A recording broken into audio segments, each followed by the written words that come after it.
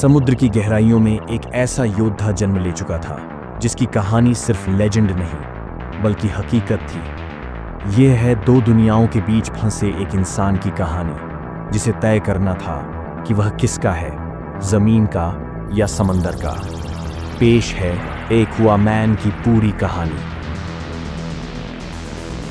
कहानी शुरू होती है 1985 में, जब एक लाइट हाउस का रखवाला टॉम करी समंदर के किनारे एक घायल औरत को बचाता है। यह औरत कोई साधारण इंसान नहीं बल्कि अटलांटिस की रानी एटलाना थी। दोनों का प्यार परवान चढ़ता है और जन्म होता है ऑर्थर करी का। लेकिन खुशी ज्यादा दिन नहीं टिकती। अटलांटिस के सैनिक एटलाना को वापस ले जाते हैं और ऑर्थर अपने पिता के साथ अकेला रह जाता है। बचपन में ही ऑर्थर को पता चलता है कि वह कोई आम इंसान नहीं है। वह पानी के अंदर सांस ले सकता है, समंदर के जीवों से बात कर सकता है और उसकी ताकत किसी सुपर हीरो से कम नहीं। अटलांटिस का एक योद्धा वल्को उसे गुप्त रूप से ट्रेनिंग देता है ताकि वह अपने असली हक के लिए तैयार हो सके। लेकिन ऑर्थर अटलांटिस के लोगों से नफरत करता है क्योंकि उन्होंने उसकी मां को उससे छीन लिया था। समय बीतता है और ऑर्थर बड़ा होकर समंदर में बसी अपनी दुनिया से दूरी बना लेता है। लेकिन उधर अटलांटिस में हालात बिगड़ रहे थे। वहां का वर्तमान राजा और ऑर्थर का सौतेला भाई ऑर्म सतह की दुनिया यानी इंसानों पर हमला करने की साजिश रच रहा था। ऑर्म का मानना था कि इंसानों ने समंदर को गंदा कर दिया है और अब बदला लेने का समय आ गया है। वह अटलांटिस के सभी समुद्री राज्यों को एकजुट कर ओशन मास्टर बनना चाहता था। उसे रोकने का सिर्फ एक ही तरीका था, अटलांटिस का असली राजा यानी ऑर्थर को अपनी ताकत साबित करनी होगी। अब कहानी में एंट्री होती है मेरा, जो अटलांटिस की राजकुमारी थी और ऑर्थर को उसकी असली पहचान के लिए तैयार करना चाहती थी। वह उसे समझाती है कि अगर ऑर्म को नहीं रोका गया तो वह पूरी दुनिया को तबाह कर देगा।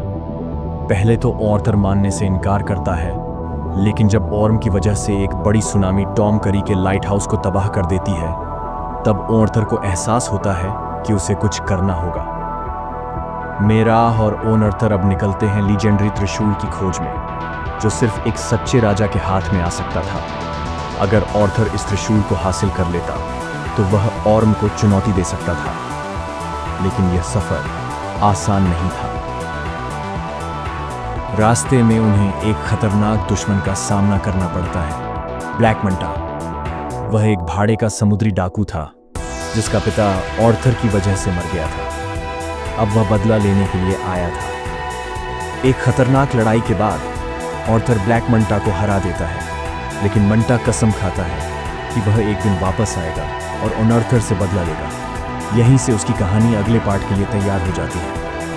अब ओनर्थर और मेराह कई खतरों को पार करते हुए आखिरकार उस जगह पहुंचते हैं जहां लीजेंडरी ट्राइडेंट छिपा हुआ था। लेकिन वहां उनका सामना होता है कराथेन से, एक प्राचीन समुद्री राक्षस जो इस त्रिशूल की रक्षा करता था। ऑर्थर अपने साहस और सच्चाई से कराथेन को साबित करता है कि वह सच्चा राजा बनने लायक है। कराथेन उसकी काबिलियत को देखकर उसका साथ देने के लिए तैयार हो जाता है।